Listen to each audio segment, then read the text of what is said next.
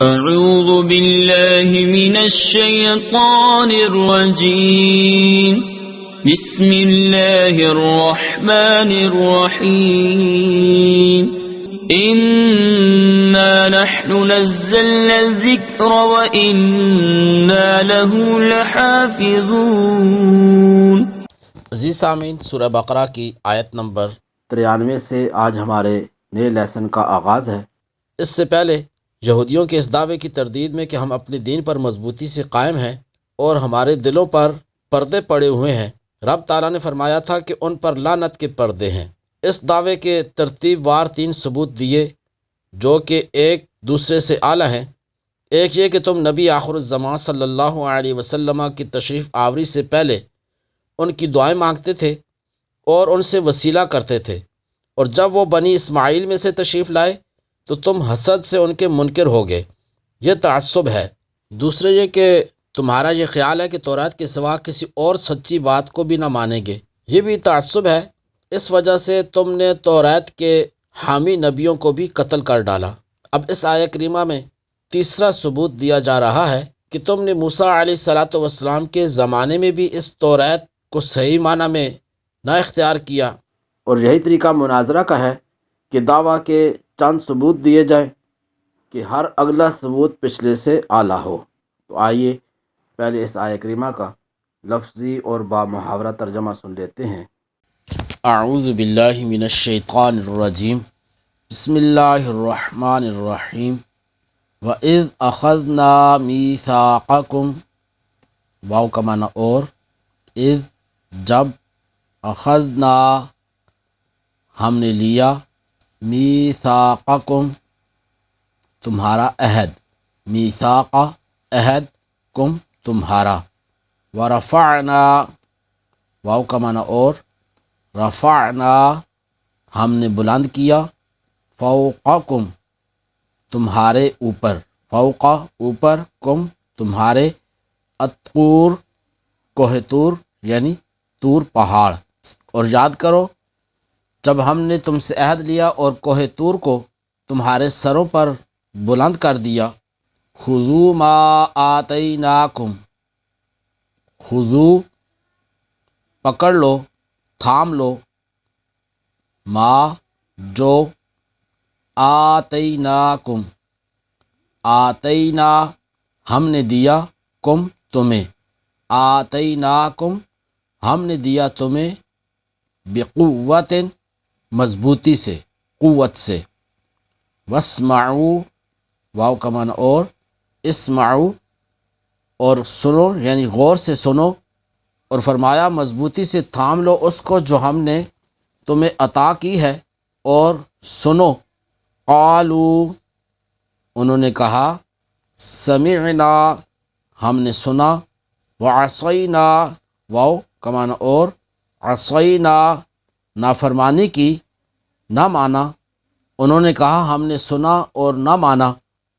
واشربوا واو کا معنی اور، اشربوا پلا دی گئی، فی قلوبہم فی میں قلوب دل، قلب کی جمع ہے، قلوب دل، ہم ان کے، فی قلوبہم ان کے دلوں میں، العجلہ بچھڑا کی محبت، بکفرہم ان کے کفر کے سبب، با کا معنی سبب، کفری کفر انکار، ہم ان کے، بکفرہم ان کے کفر کے سبب، اور ان کے کفر کی وجہ سے ان کے دلوں میں تو بچھڑا رچا ہوا تھا۔ قل آپ فرما دیجئے، تم کہو، بئس ما کتنا برا ہے جو، بئس کتنا برا ہے، ما جو، بئس ما کتنا برا ہے جو، یأمرکم حکم دیتا ہے تمہیں، یأمر حکم دیتا ہے، کم تمہیں، بہ اس کے ساتھ، ایمانکم تمہارا ایمان، ان کنتم مؤمنین ان اگر، کنتم تم ہو، مؤمنین ایمان والے۔ اے محبوب صلی اللہ تعالی علیہ وسلم آپ فرما دیں کہ اگر تم ایمان والے ہو تو تمہارا ایمان تمہیں کتنا برا حکم دیتا ہے۔ وَإِذْ أَخَذْنَا مِيثَاقَكُمْ وَرَفَعْنَا فَوْقَكُمُ الطُّورَ،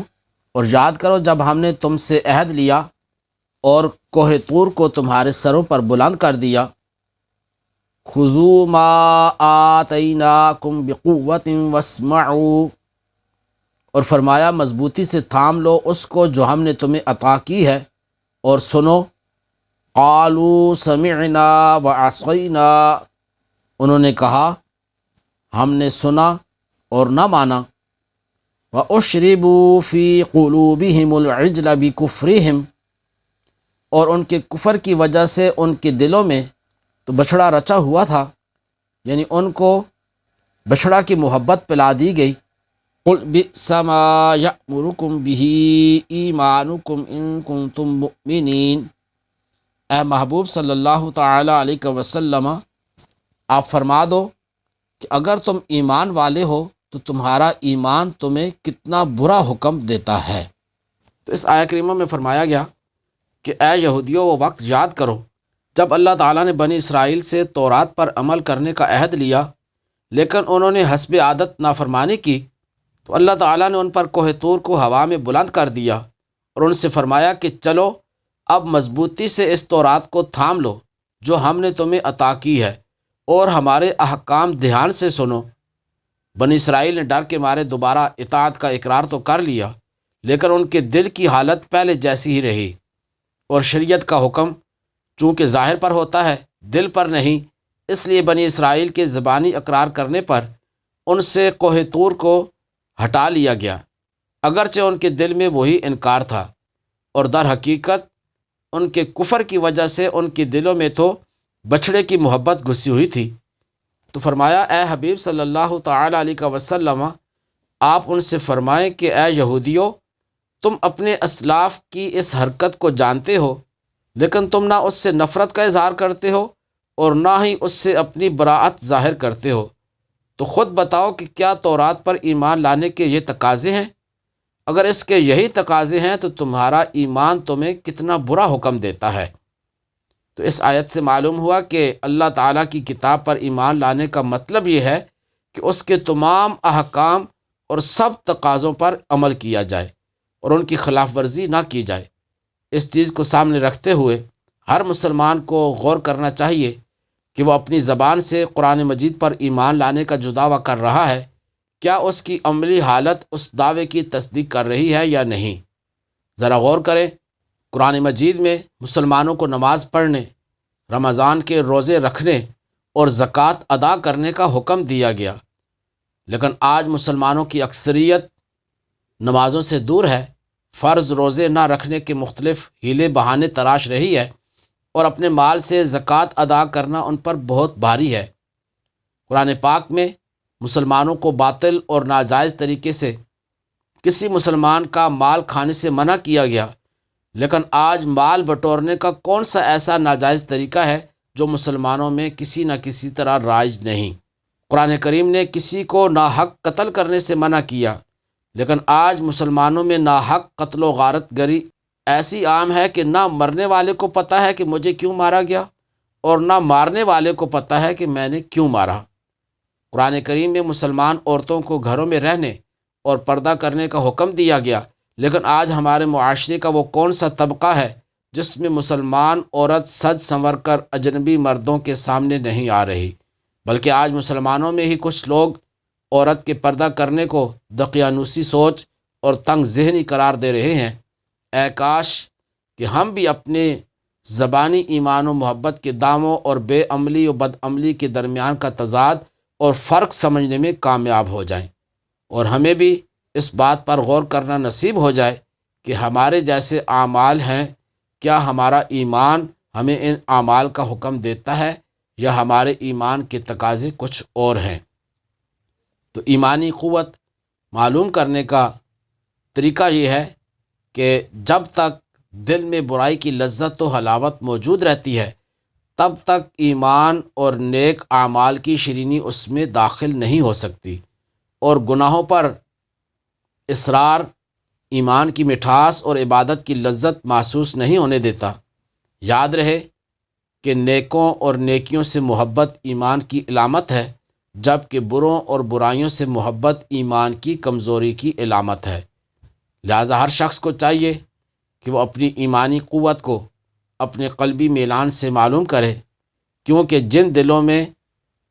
فلموں، ڈراموں، بے حیائیوں اور گانوں کی محبت ہو، ان دلوں میں نماز، ذکر و درود اور تلاوت کی محبت نہیں سما سکتی۔ تو اس آیت سے یہ بھی معلوم ہوا کہ جب تک دل میں برائی کی لذت و حلاوت موجود رہتی ہے، تب تک ایمان اور نیک اعمال کی شیرینی اس میں داخل نہیں ہو سکتی۔ تو عزیز سامعین، ترجمہ قرآن کا ہمارا یہ سلسلہ جاری ہے۔ تو اگر آپ سابقہ اسباق سننا چاہتے ہیں، ڈسکرپشن باکس میں ہر لیسن کا لنک ڈال دیا گیا ہے، اس سے کوشش کریں کہ ان اسباق کو باقاعدگی سے سنیں اور ہمارے اس چینل کو سبسکرائب کریں۔ انشاءاللہ بہت کچھ سیکھنے کو ملے گا۔ کوشش کی جاتی ہے کہ آسان الفاظ میں آپ کے لیے قرآن کریم کا ترجمہ پیش کیا جائے، اور بیل آئیکن کو پریس کریں تاکہ جب بھی ہماری نئی ویڈیو آئے تو آپ کو نوٹیفیکیشن آ جائے۔ اللہ رب العزت ہمیں قرآن فہمی اور اس پر عمل کی توفیق عطا فرمائے۔ آمین بجاہ النبی الامین۔